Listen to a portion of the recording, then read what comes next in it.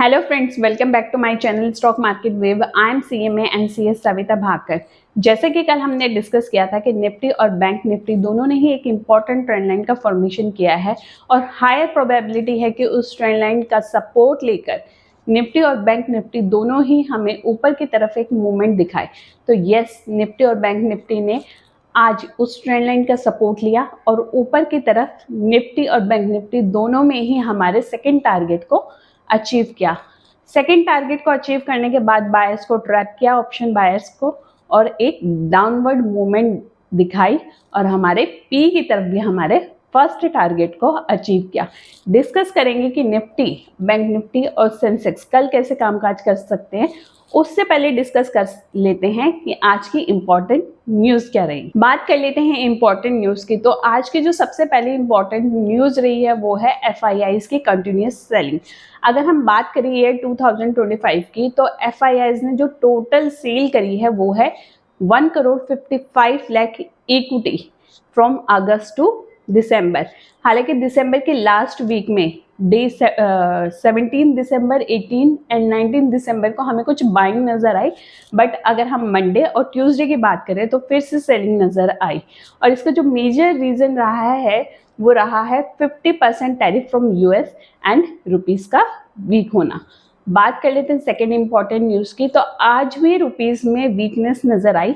जो आज rupees close हुआ है वो हुआ है 89.7850 पर, और मेजर जो रीज़न रहा है वो high demand of dollar from manufacturing sector. Guys, सबसे पहले डिस्कस कर लेते हैं निफ्टी के बारे में। निफ्टी के बारे में जैसे कि कल हमने डिस्कस किया था कि ये जो ट्रेंड लाइन है ये एक इम्पॉर्टेंट सपोर्ट का काम करेगी और मल्टीपल टाइम यहाँ से सपोर्ट लिया है। निफ्टी ने क्लोजिंग भी यहाँ पर दी थी एक रेड कैंडल को, तो एक प्रोबेबिलिटी बनी हुई थी या तो इस ट्रेंड लाइन का ब्रेकडाउन लेके निफ्टी नीचे की तरफ जाना स्टार्ट कर दे। तो उस केस में भी लॉजिक था कि पहले यहाँ से ब्रेकडाउन होता, फिर निफ्टी रीटेस्ट करती और फिर जब यहाँ से नीचे जाना शुरू करती तो हम लोग एंट्री करते। लेकिन निफ्टी ने क्या किया, जैसे कि हमने सेकंड केस डिस्कस किया था कि हो सकता है सेकेंडली कि यहाँ से सपोर्ट लेकर तुरंत ऊपर जाना शुरू कर दे, और हमारा फर्स्ट टारगेट था 26,197 एंड जो हमारा सेकेंड टारगेट था वो था 26,222। तो निफ्टी ने हमारे सेकेंड टारगेट को अचीव किया, यहाँ पर बायर्स को ट्रैप किया और तुरंत नीचे जाना स्टार्ट कर दिया। अगर हम आज की बात करें तो जब भी यहाँ पे अगर हम देखेंगे तो यहाँ पर एक हैमर्स बने हुए, मल्टीपल हैमर्स की फॉर्मेशन हुई है। जब भी इस तरह की फॉर्मेशन होती है और उसका ब्रेकडाउन होता है, यहाँ पर इसका जो ब्रेकडाउन हुआ, जब ये मल्टीपल हैमर्स की फॉर्मेशन हुई और उसका ब्रेकडाउन हुआ है, तो हमें यहीं पर समझ जाना चाहिए कि मार्केट में नेगेटिविटी आ चुकी है। जब इस ट्रेंड लाइन का डाउनवर्ड ब्रेकडाउन हुआ तो निफ्टी ने एक अच्छी मूवमेंट हमें पी की साइड में दिखाई।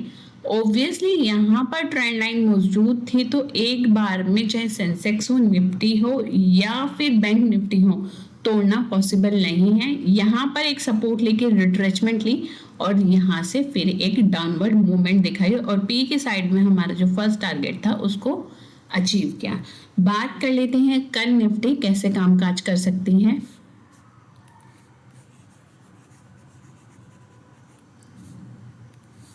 अगर हम कल की बात करें तो ये जो हमारा पी का फर्स्ट टारगेट था, ये निफ्टी का इंपॉर्टेंट सपोर्ट की तरह काम करेगा। अब अगर निफ्टी इसको तोड़कर नीचे आना शुरू कर देती है किसी भी सूरत में, तो हमारा जो फर्स्ट टारगेट होगा वो होगा 26,045 पी की साइड में। बट यहाँ पर अगर आप नोटिस करोगे तो निफ्टी ने एक क्लासिक पैटर्न की फॉर्मेशन करती हुई नजर आ रही है और वो है हेड एंड शोल्डर। तो हायर प्रोबेबिलिटी है, अगर आप ध्यान से देखेंगे तो यहाँ पर जो निफ्टी है मल्टीपल टाइम सपोर्ट ले रही है, तो हायर प्रोबेबिलिटी है कि कल हमें फिर से एक छोटी सी अपवर्ड मूवमेंट देखने को मिले और उसके बाद निफ्टी यहाँ पर आए। तो पी की साइड में अगर निफ्टी यहाँ पर आती है तो सी की साइड में हमारा फर्स्ट जो टारगेट होगा वो होगा 26,197। यहाँ पर आने के बाद में अगर निफ्टी इन्वर्टेड हैमर या फिर बुलिश एनगल्फ कैंडल बनाती है तो हम पी की तरफ में एक्टिवेट हो जाएंगे और पी की तरफ में हमारा जो फर्स्ट टारगेट होगा वो फिर से हमारे लिए होगा 26,118 और जो हमारा सेकंड टारगेट होगा वो होगा 26,045। बात कर लेते हैं कि अगर यहाँ पर हमें इन्वर्टेड हैमर या फिर बेयरिश एनगल्फ कैंडल नहीं मिलती और मार्केट हमें पॉजिटिविटी दिखाई देती है, मार्केट में हमें पॉजिटिविटी दिखाई देती है, निफ्टी में भी और हमें पॉजिटिविटी दिखाई देती है और कुछ इस तरह की कैंडल्स बनाना स्टार्ट कर देती है मार्केट यहाँ पे मल्टीपल सपोर्ट लेते हुए, तो हमारा सी की तरफ में जो हमारा जो सेकंड टारगेट है वो हो जाएगा 26,232। बात कर लेते हैं बैंक निफ्टी की। अगर हम ध्यान से देखें तो बैंक निफ्टी पिछले 2 दिन से ज्यादा नेगेटिव थी एज कंपेयर टू सेंसेक्स और निफ्टी।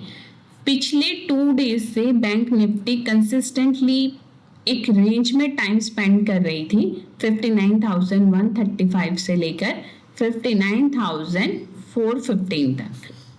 सिमिलरली निफ्टी की तरह बैंक निफ्टी ने भी एक ट्रेंड लाइन की फॉर्मेशन करी थी और मल्टीपल टाइम यहाँ से बैंक निफ्टी सपोर्ट ले रही थी और आज भी बैंक निफ्टी ने सेम चीज रिपीट करी, ट्रेंड लाइन का सपोर्ट लिया और तुरंत ऊपर जाना शुरू कर दिया। अगर हम ओपनिंग की बात करें तो बैंक निफ्टी की जो ओपनिंग हुई थी वो ओपनिंग हुई थी 59,250 के आसपास और जो फर्स्ट 15 मिनट में ही टारगेट अचीव किया था वो था 59,415। तो अप्रोक्सीमेटली 133 पॉइंट की मूवमेंट बैंक निफ्टी ने फर्स्ट 15 मिनट में ही दे दी थी। यानी कि हमारा जैसे कि कल हमने डिस्कस किया था सेकंड टारगेट बैंक निफ्टी ने फर्स्ट 15 मिनट में ही अचीव कर लिया था। यहाँ पर बायर्स को ट्रैप किया, ऑप्शन बायर्स को, और ध्यान से देखेंगे तो यहाँ पे एक एम पैटर्न की फॉर्मेशन करी और तुरंत उसके नीचे जाना स्टार्ट कर लिया। यहाँ पर बैंक निफ्टी ने क्या किया है कि ये जो गैप था इसको फिल करने की कोशिश करी है लेकिन इस गैप को कंप्लीटली फिल नहीं कर पाई। 59,135 पे बैंक निफ्टी ने क्लोजिंग दी है, तो यानी कि अभी भी अगर हम बात करें तो अप्रोक्सीमेटली 50 पॉइंट्स बैंक निफ्टी को फिल करने पेंडिंग रहते हैं। बात कर लेते हैं कल के कि कल बैंक निफ्टी कैसे कामकाज कर सकती है। अगर हम कल की बात करें तो बैंक निफ्टी काफ़ी नेगेटिव हो चुकी है और यहाँ पर जो क्लोजिंग दी है 15 मिनट के चार्ट पर वो भी नेगेटिव दी है। तो पी के साइड में हायर प्रोबेबिलिटी है कि बैंक निफ्टी इस गैप को फिल करने आए। तो फर्स्ट टारगेट पी की साइड में हमारा टारगेट रहेगा 59,085 और जो पी की साइड में हमारा जो सेकेंड टारगेट रहेगा वो रहेगा पी की साइड में जो हमारा सेकेंड टारगेट रहेगा वो रहेगा 59,027। बात कर लेते हैं सी की। अगर मार्केट यहाँ से यानी कि हमारा पी का फर्स्ट टारगेट अचीव करके हैमर या फिर बुलिश एनगल्फ कैंडल बनाती है ऑन 15 मिनट चार्ट, तो सी की तरफ में जो हमारा फर्स्ट टारगेट रहेगा वो रहेगा 59,189 और सी की साइड में जो हमारा सेकंड टारगेट रहेगा वो रहेगा 59,250। बात कर लेते हैं सेंसेक्स की। कल सेंसेक्स में जैसे हमने डिस्कस किया था कि सेंसेक्स के लिए एक इम्पॉर्टेंट रेंज बनी हुई है 85,337 से लेके 85,387। यहाँ पर अगर हम देखेंगे तो मल्टीपल टाइम सेंसेक्स ने सपोर्ट लिया है।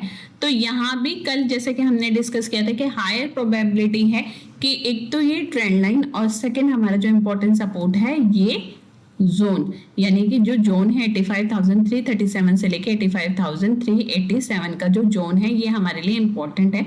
तो सेंसेक्स ने सेम किया, ओपन हुआ, अपने सपोर्ट पे आया, अपने सेकंड सपोर्ट पे आया, 85,387 को टच किया और तुरंत वहां से एक अच्छी मूवमेंट हमें दिखाई। और फर्स्ट 15 मिनट में, यहाँ पर फर्स्ट 15 मिनट तो नहीं कहूँगी, फर्स्ट जो 1 आवर था उसमें हमारे जो सेकंड लेवल है उसको अचीव किया एंड देन बायर्स को ट्रैप करके एक डाउनवर्ड मूवमेंट दिखाई। मैंने जैसे कि कल डिस्कस किया था कि ये ट्रेंड लाइन बहुत इंपॉर्टेंट है, तो इस ट्रेंड लाइन का ब्रेकडाउन दिया। यहाँ हालांकि दो हैमर का फॉर्मेशन किया और एक पुल बैक लेकर जब यहाँ से डाउनवर्ड मूवमेंट हुई तो इस चीज का डिक्लेरेशन हो गया कि मार्केट नेगेटिव है, सेंसेक्स नेगेटिव है और सेंसेक्स ने पीई की साइड में हमारे जो फर्स्ट टारगेट है उसको अचीव किया। बात कर लेते हैं कि सेंसेक्स कल कैसे कामकाज कर सकता है।